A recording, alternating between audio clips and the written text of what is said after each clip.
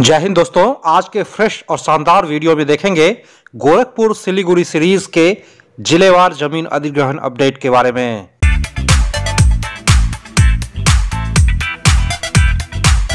साथ ही देखेंगे इस एक्सप्रेसवे का एरियल सर्वे कैसे किया जाएगा, लीडार सर्वे क्या होता है, कैसे किया जाता है, एक एग्जाम्पल के साथ समझेंगे।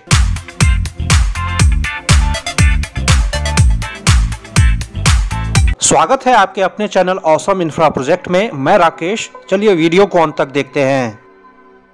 गोरखपुर सिलीगुड़ी एक्सप्रेसवे सीरीज के लास्ट वीडियो में हमने देखा था कि किस जिला में कितना किलोमीटर रोड का निर्माण किया जाएगा, जिसके अंतर्गत मधुबनी जिला में सबसे ज्यादा हिस्सा तथा शिवहर में सबसे छोटा भाग इस एक्सप्रेसवे का निर्माण होगा।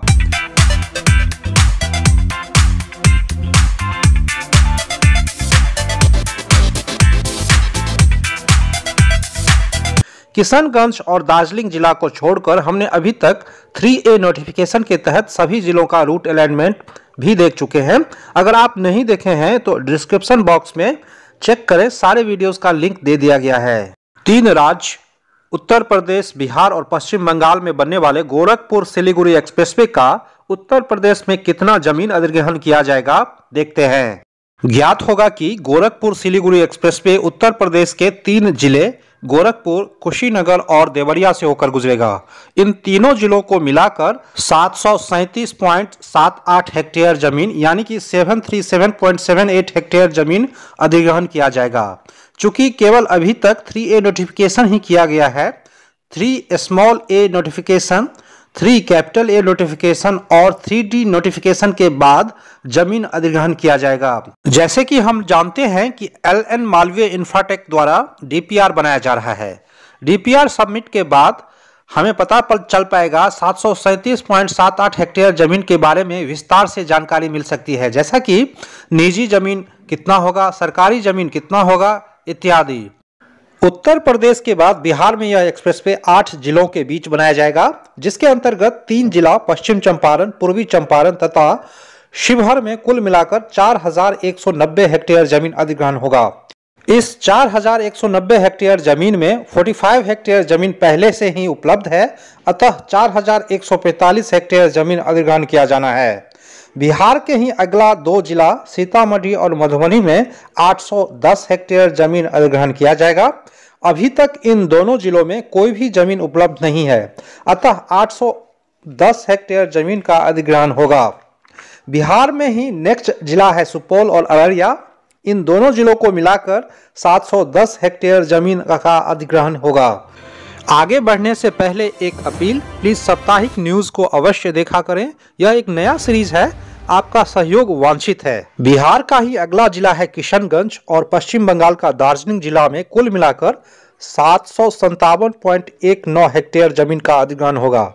हालांकि किशनगंज और दार्जिलिंग का रूट अलाइनमेंट अभी तक उपलब्ध नहीं है। अगर इन 3 राज्यों और 12 जिलों में देखें तो कुल मिलाकर 7204.97 हेक्टेयर जमीन का अधिग्रहण होगा, जिसमें 45 हेक्टेयर जमीन पहले से ही उपलब्ध है। मेरे पास आप लोगों द्वारा कई तरह के सवाल कमेंट्स करके पूछा गया है, जिसमें कई जिलों में पिलर्स नहीं गाड़ा गया है।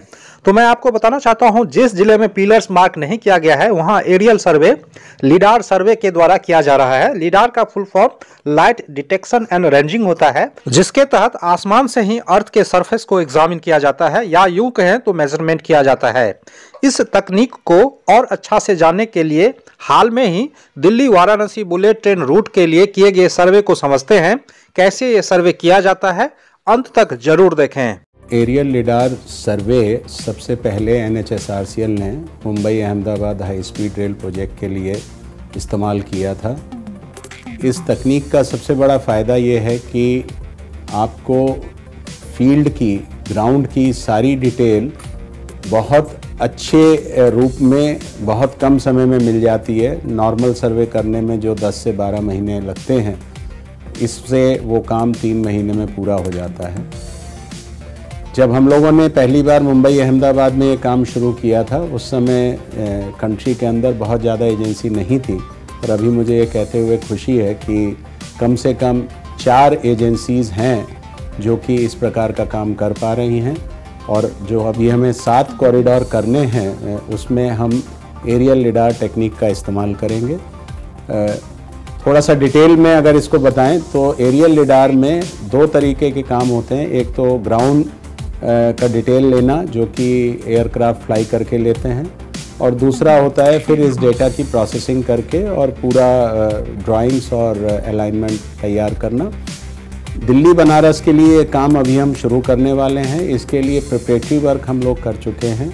सर्वे ऑफ इंडिया के जो पॉइंट्स होते हैं, बेंचमार्क जिनको बोलते हैं, इस क्षेत्र में 9 पॉइंट हैं जिनको इस्तेमाल करते हुए हम लोग 86 मास्टर कंट्रोल पॉइंट लगा रहे हैं और 350 हम लोग सेकेंडरी कंट्रोल पॉइंट लगा रहे हैं, जिनके की कोऑर्डिनेट्स हमें पता होंगे और इन कोऑर्डिनेट्स का यूज़ करते हुए फिर एयरक्राफ्ट फ्लाई करेगा। इसमें 13 दिसंबर से प्लान है इसको फ्लाई करना। एक और जो इस तकनीक की विशेषता है, वैसे तो सैटेलाइट से भी इस प्रकार का डेटा मिलता है। एक नॉर्मल सवाल आएगा कि गूगल ने तो सारे नक्शे बना रखे हैं, तो फिर हम गूगल के नक्शों से क्यों नहीं कर लेते। गूगल के नक्शे या सैटेलाइट के नक्शों में जो एक प्रॉब्लम आती है वो ये है एक्यूरेसी की। नॉर्मली जहाँ पे थिक कवर होता है, पेड़ होते हैं, घना जंगल होता है, वहाँ पर जो सैटेलाइट की रेज हैं वो पेनिट्रेट नहीं कर पाती हैं और हमें वर्टिकल एलिवेशन में कभी कभी 10 से 15 मीटर तक की एरर आ जाती है। इसी तरीके से हॉरिजॉन्टल लोकेशन में 2 से 5 मीटर तक की एरर आ जाती है। जबकि यही काम जब हम लिडार से करते हैं तो ये एक्यूरेसी हम लोगों ने मुंबई अहमदाबाद में वर्टिकल एक्यूरेसी हमने 39 mm की अचीव करी थी और हॉरिजॉन्टल एक्यूरेसी 100 mm से 93 mm की हम लोगों ने अचीव करी थी। तो ये और इससे 100 मेगापिक्सल का हम कैमरा यूज़ करके सारे फोटोग्राफ्स एरिया के हमें मिल जाते हैं। तो बाद में क्या स्ट्रक्चर आ रहा है, क्या पेड़ आ रहे हैं, सारा लिडार के डेटा से निकल जाता है। ये एक बहुत अच्छी टेक्निक है जो कि अब हिंदुस्तान में काफ़ी पॉपुलर हो रही है। हाल ही में national high speed rail corporation limited द्वारा हेलीकॉप्टर के जरिए इस परियोजना का लिडार सर्वेक्षण किया गया ताकि कम समय में इसके निर्माण से जुड़ी सटीक जानकारी जुटाई जा सके। बहुत सारे व्यूअर्स पहली बार हमारे चैनल पे इस वीडियो को देख रहे होंगे, इसलिए गोरखपुर सिलीगुड़ी एक्सप्रेसवे का एक संक्षिप्त परिचय जान लेते हैं। पूरी तरह ऑथेंटिक भारत सरकार के फ्लैगशिप स्कीम भारतमाला परियोजना फेज 2 के तहत बनाए जा रहे गोरखपुर सिलीगुड़ी एक्सप्रेसवे एक पूर्णतः ग्रीनफील्ड एक्सप्रेसवे होगा। 519.5 किलोमीटर लंबा इस एक्सप्रेसवे को 3 राज्य के 12 जिलों के बीच बनाया जा रहा है। ये 3 राज्य हैं उत्तर प्रदेश, बिहार और पश्चिम बंगाल। 6 लेन चौड़ा, मीटर में 70 मीटर चौड़ा यह एक्सप्रेसवे एक्सेस कंट्रोल एक्सप्रेसवे होगा तथा गोरखपुर सिलीगुड़ी एक्सप्रेसवे को engineering, procurement and construction EPC model पर बनाया जाएगा। इस बेहद महत्वपूर्ण सुपर एक्सप्रेसवे पर 25,156 करोड़ रुपए खर्च होगा और अगर सब कुछ सही रहा 2025-2026 तक इस परियोजना को बना लिया जाएगा। टाइम टू टाइम इस प्रोजेक्ट पर अपडेट मिलता रहेगा। अभी तक इस चैनल को सब्सक्राइब नहीं किया है तो प्लीज सब्सक्राइब कर लें। मिलते हैं एक फ्रेश वीडियो में, तब तक के लिए जय हिंद, वंदे मातरम।